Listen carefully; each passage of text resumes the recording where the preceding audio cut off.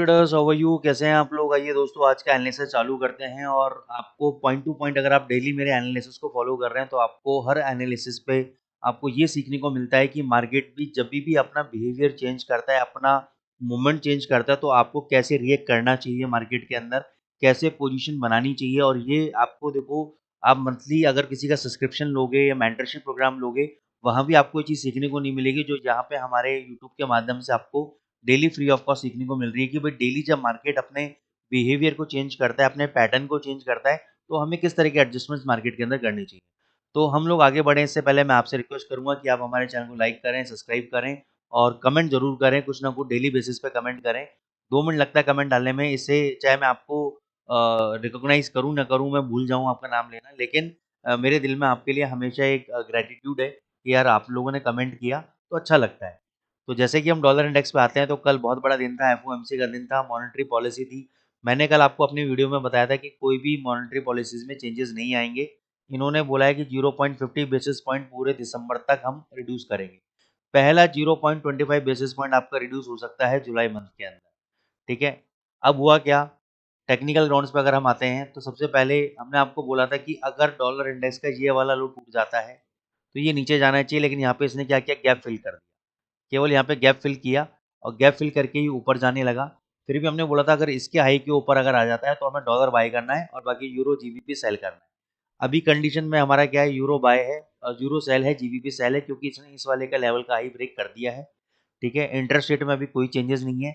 उसके अलावा एक और इम्पॉर्टेंट न्यूज़ है, ट्रम्प साहब ने अभी 7:30 बजे, अभी 7:46 हुआ है, 7:30 बजे इंडियन टाइमिंग के अकॉर्डिंगली एक इम्पॉर्टेंट मीटिंग बुलाई है।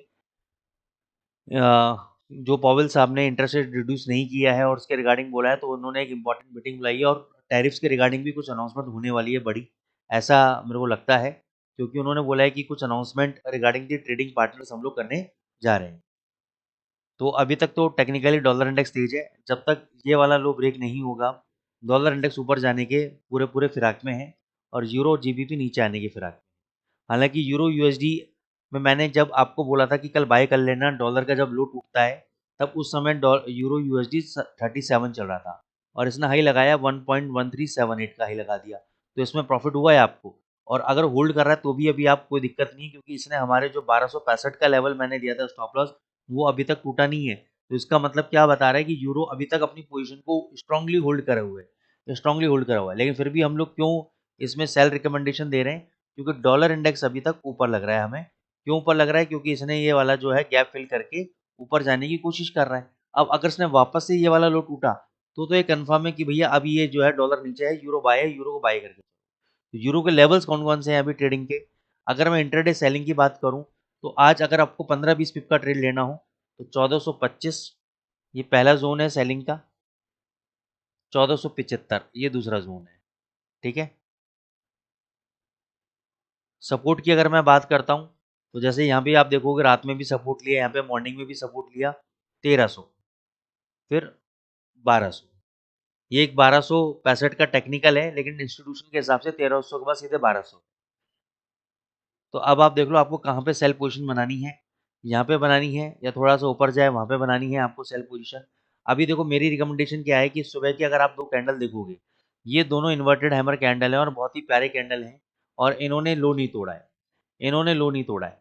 ठीक है, तो यहाँ पे क्या है, जब तक ये लो नहीं तोड़ता there is a higher chances कि ऊपर जा सकता है। अब यहाँ पे कॉन्ट्राडिक्ट क्या हो रहा है कि डॉलर इंडेक्स तेज बता रहा है, यूरो टूट नहीं रहा है। तो अब हम क्या करेंगे, जैसे ही इन दोनों कैंडलों का लो ब्रेक होगा तो हम वहाँ पे शॉर्ट पोजीशन लेंगे।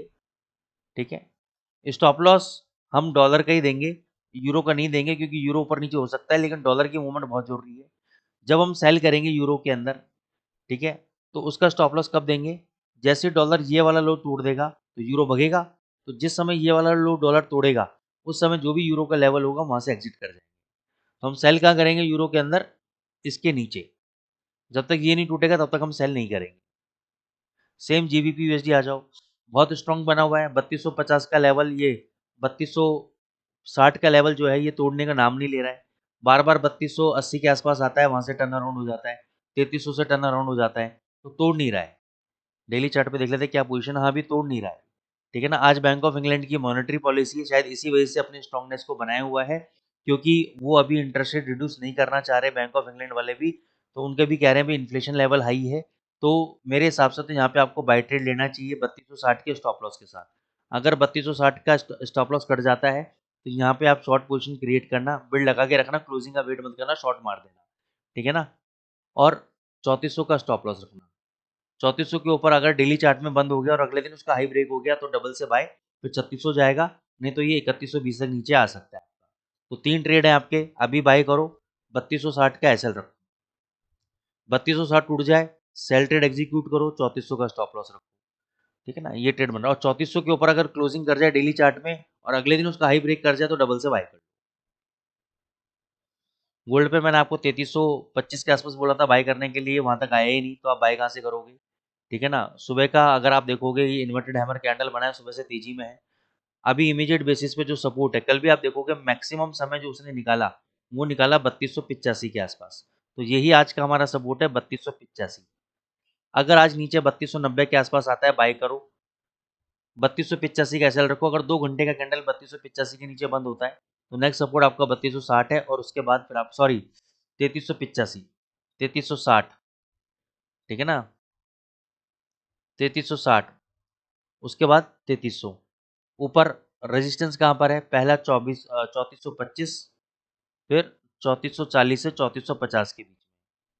तो तरीका क्या है कि भाई अभी 3410 चल रहा है, यहाँ पे बाय मत करो, 3390, 92, 93 आ जाए वहाँ पे बाय करो, 3385, 3380 का एसएल दे दो, और वापस 3399, 3402, 3 जाता है, प्रॉफिट को बुक करते रहो। ऊपर 3440 के आसपास आता है, जैसे ये इसने हाई लगाया तो इस जोन के आसपास आता है, प्रीवियस डे हाई के आसपास, यहाँ पे शॉर्ट मारो, 3450 का एसएल रखो 2 घंटे के स्टॉप लॉस के साथ, और इसमें आपको डेफिनेटली प्रॉफिट मिलेंगे नीचे की तरफ। तो दोस्तों ये हमारी आज की एनालिसिस है, इसके अलावा अभी कोई भी फिलहाल एनालिसिस अभी नहीं है, जो भी कुछ होगा मैं आपको कल अपडेट कर दूंगा। Thank you so much.